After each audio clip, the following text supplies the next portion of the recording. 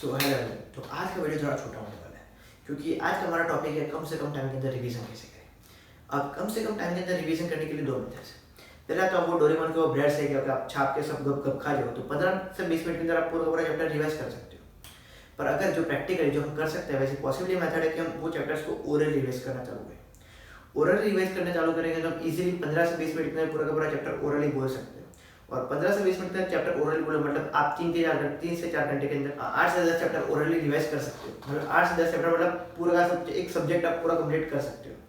अगर आपकी कल एग्जाम है और आप अगले दिन ये चैप्टर ओरल रिवाइज करना बैठोगे तो आप आराम से एक दिन के अंदर एक सब्जेक्ट या फिर पूरा स्टैंडर्ड रिवाइज कर सकते हो। Now the main point is how you can orally revise it और आपकी मेथड क्या होनी चाहिए, क्योंकि मोस्ट ऑफ लोग क्या करते हैं कि वो एनसीईआरटी की बुक लेके बैठते हैं, वो पहली लाइन से शुरू करते हैं और लास्ट लाइन तक पूरी एनसीईआरटी छाप देते हैं। और ये पूरी एनसीईआरटी छापने से ना आपको कुछ आएगा, ना आपकी वो मेमोरी पावर इंक्रीज होगी डिक्रीज होगी, और जो आपको जो पूछने वाला है जो आपके मेन पॉइंट्स है वो तो आप रह जाएगा। आपको भाई नीट की प्रिपरेशन करनी है, ना कि पूरी बुक लिखनी है। तो आपको एक मेथड से, आपकी क्रिएटिविटी से, आपके एक माइंडसेट से आपको एक पूरा का पूरा चैप्टर ओरली बोलना है। तो how you can do chapters orally. तो चैप्टर्स ओरली बोलने के लिए आपको एक मेथड होती है, वो मेथड को आपको फॉलो करनी पड़ती है। वो मेथड मेरे लिए है ट्री मेथड। तो ट्री मेथड अगर आप ट्री को ऊपर से देखोगे तो आपको ऊपर से ट्री कैसे दिखा, एक बीच में एक स्टेम होगा, उसकी ब्रांचेस पड़ेगी, उसकी सब ब्रांचेस पड़ेगी और उसके आगे वो लीव्स वो हर फूल पत्ते वो सब लगे होंगे फ्रूट्स वो सब। तो आपको इसी तरह एक पूरा पेज लेना है। पेज के अंदर पहले आप चैप्टर का नाम लिखोगे, बीच के अंदर सिर्फ से बीच के अंदर आपने चैप्टर का नाम लिखा और उसके अंदर से ब्रांचेस पढ़ा। तो एक वो पहले तो आपको एक ये चीज आपको देख के करनी है, ये सब ओरली नहीं करना पड़ता, क्योंकि पहले तो एक चीज आपको देख के करोगे तो आपको ओरली क्या करना पता चलेगा। तो सबसे पहले एक पेज लो, उसके अंदर बीच में चैप्टर का नाम लिखो, अब उसके अंदर ब्रांचेस पढ़ो अलग अलग।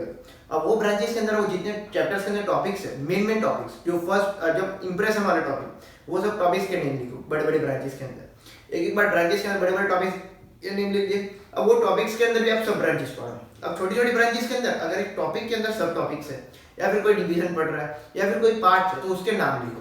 तो मतलब एक बड़ा नेम चैप्टर का, उसके बाद में ब्रांचेस, उसे टॉपिक्स के नेम, और टॉपिक्स के अंदर दूसरी ब्रांचेस, वो उसके सब टॉपिक्स हो, अगर वो उसके पार्ट डिवीजन हो सब। और ये ऐसे करके आपको एक पूरा ट्री बनाना है, आपको पूरा चैप्टर उसके अंदर समझ आना चाहिए। तो चैप्टर नेम, टॉपिक्स, सब टॉपिक्स के अंदर अगर कोई सब टॉपिक है तो सब टॉपिक्स वैसे करके पूरे ब्रांच वाला ट्री बना। आपको ये रिवाइज ओरली कैसे करना है। तो एक बुक लिया आपने, मतलब एक पेज लिया, वो पेज को साइड में रखा। आपको पहले तो पता होना चाहिए अंदर आपको क्या पढ़ना है, इसलिए आपको सबका नाम लिख दिया। ये सब जो आप पेज के अंदर लिखो उसके अंदर सिर्फ नाम लिख रहे हैं, ना कि कोई डेफिनेशन, ना एग्जाम्पल, कुछ नहीं, सिर्फ नाम। आपको पता चले कि मुझे ये चैप्टर के अंदर क्या क्या पढ़ना है। अब आपने ये टॉपिक का ये पेज ले लिया, अब आपने पूरा चैप्टर का नाम। अब एक एनसीईआरटी जो भी लिखता है वो एक फ्लो सीक्वेंस के अंदर वो टॉपिक के नाम लिखता है, क्योंकि आपको पता है ये सीक्वेंस वो मीनिंग करते होगी, ना कि वो आड़े जब कुछ भी टॉपिक्स के नाम लिखते। तो वो सीक्वेंस के अंदर एक बार टॉपिक को गो थ्रू करो, एक बार दो बार अपने अंदर माइंड के अंदर रिपीट करो, तो आपको एक टॉपिक के नेम पहले से आपको एक क्लियर हो जाएंगे और आपको थोड़े याद रहने हो जाएंगे। फिर एक बार आपने टॉपिक्स के नेम देख लिए, अब वो टॉपिक्स की डेफिनेशंस, टॉपिक के एग्जांपल्स, कोई मेन टॉपिक्स का कोई की पॉइंट्स है वो सब याद करो। तो ये फर्स्ट टॉपिक की डेफिनेशन, उसके एग्जांपल, ये उसके कोई की पॉइंट है। फिर सेकंड टॉपिक, उसकी डेफिनेशन, उसके एग्जांपल, उसकी की points. Third topic, fourth topic, five topic, six topics. Done. एक बार टॉपिक्स खत्म हो गए, अब उसके ब्रांचेस पे आओ। तो पहला टॉपिक हमने डेफिनेशन, एग्जांपल, की पॉइंट्स हमने देख लिए पहले से। तो उसके ब्रांचेस के अंदर उसके 4 division, A B C D. तो 4 डिवीजन के ए लो पहले, ए के अंदर उसके डेफिनेशन, उसके एग्जांपल्स, उसके की पॉइंट्स। फिर उसके बाद बी के अंदर एग्जांपल्स, की पॉइंट्स। फिर उसके बाद सी के अंदर कोई मेन उसकी की पॉइंट्स, कोई उसकी डेफिनेशन, कोई उसके एग्जांपल्स। ऐसे ये सब टॉपिक्स खत्म हो गए। वैसे एक टॉपिक आपका पूरा हो गया। अब ऐसे दूसरा टॉपिक उसके अंदर कोई डिवीजन पार्ट पढ़ रहा हो तो उसके नाम की डेफिनेशन, उसकी एग्जांपल्स, उसके कोई की पॉइंट्स। वैसे आपका दूसरा टॉपिक खत्म हुआ। फिर थर्ड टॉपिक, ऐसे fourth topic, fifth topic, sixth topic.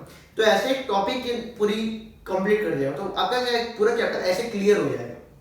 मतलब चैप्टर का नेम, चैप्टर करने के बाद टॉपिक्स पूरी टॉपिक की लिस्ट के बाद उसके सब टॉपिक्स की पहले लिस्ट, और फिर उसके बाद उसके डेफिनेशंस, एग्जांपल्स, उसकी कोई की पॉइंट्स, वो सब लाओ। तो ऐसा करते वो पूरा बीच के अंदर से निकलोगे और पूरा बाहर वाइब्रेंट हो गया और आपका पूरा चैप्टर कंप्लीट हो गया। नाउ अब एट द लास्ट लिया था वो फल फूलते फ्रूट। तो अब क्या होता है कि एक चैप्टर के अंदर वो मेन की पॉइंट्स होते हैं जो आपको एग्जाम के अंदर रिपीटेडली पूछे हुए होते हैं। तो वो चैप्टर्स के वो की पॉइंट्स आपको एक बार चैप्टर को पूरा कंप्लीट ओरली रिवाइज हो गया, और उसके बाद लास्ट के अंदर वो आपको रिपीट करना है। मतलब मेरी कोई इंपॉर्टेंट फॉर्मूलाज है तो एक बार मैंने पूरा चैप्टर रिवाइज कर लिया, अब वो मेरे पहले टॉपिक के अंदर वो पहला सेक्शन है, उसके अंदर ये इंपॉर्टेंट फॉर्मूला है, तो वो वापस मैं एकदम लास्ट के अंदर वापस वो रिवाइज फॉर्मूला रिवाइज करूंगा। फिर कोई दूसरा टॉपिक था, उसके अंदर जो तीसरा सब टॉपिक था उसके अंदर ये एग्जांपल्स इंपॉर्टेंट है, तो मैं वापस वो एग्जांपल्स का रिवीजन करूंगा। फिर वो एक दूसरा टॉपिक के अंदर वो एक ये वाली इंपॉर्टेंट फॉर्मूला, तो वो वापस इंपॉर्टेंट फॉर्मूला रिवाइज करूंगा। तो ऐसे करते जो इंपॉर्टेंट चीज आपको लगे तो एट द एंड वो इंपॉर्टेंट चीज को आपको रिवाइज करें। एट द एंड आपने एक पूरा चैप्टर रिवाइज कर लिया, उसके अंदर वापस उसके इंपॉर्टेंट थिंग्स भी रिवाइज कर लेते हैं। That's all makes your complete revision orally of the chapter. Benefits को जानेंगे, अगर आपको बेनिफिट्स पता होंगे तो आपको पता चलेगा कि हाँ भाई मुझे काम करना क्यों। बेनिफिट्स के बिना आप ये काम करना चालू ही नहीं करोगे।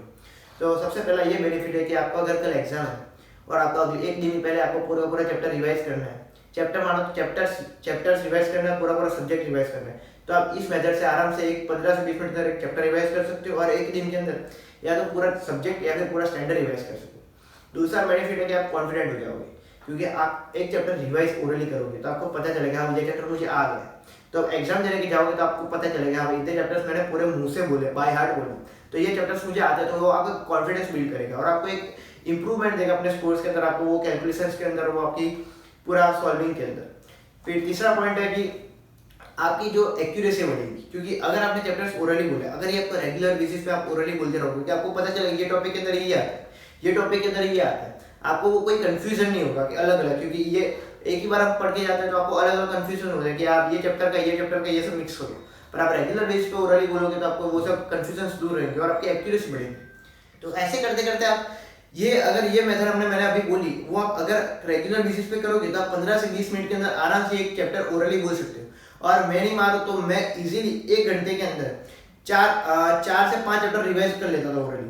तो आप सोच सकते हो कि मैं 2 घंटे के अंदर पूरा का पूरा एक सब्जेक्ट क्लियर आउट कर देता हूँ, एक ही दिन के अंदर पूरा 11th स्टैंडर्ड या पूरा 12th स्टैंडर्ड रिलीज आउट कर देता। That's make me more efficient in my paper solving and मुझे कॉन्फिडेंस बनाता था कि हाँ भाई इतना मुझे आता है, मैं एक ही दिन के अंदर पूरा सब्जेक्ट रिवाइज कर देता हूँ, तो फिर इतना तो मुझे आता ही होगा। That's all make you improve your scores. अब एट द एंड मैं आपको एक सैंपल बताने वाला हूँ जिससे आपको पता चले कि मैं क्या आपको कन्वे करना चाहता हूँ और आपको क्या कहना चाहता हूँ। That's all for